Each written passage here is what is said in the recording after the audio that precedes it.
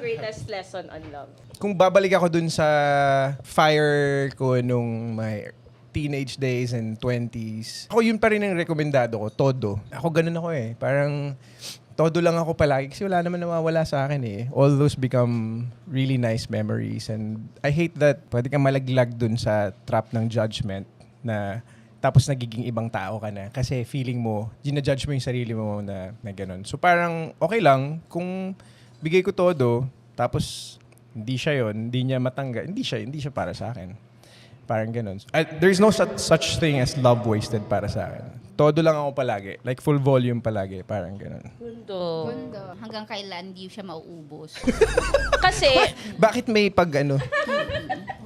Gusto ko rin ng gano'n. Nagbibitok! hindi para magbibito ka dito eh. Sa edad na 45 Subukan mo akbayan ka, Neko. Bibibito ka. Nangingipin. Kasi sabi ni Eko, sige, ikaw, sige. Gusto ko rin yun.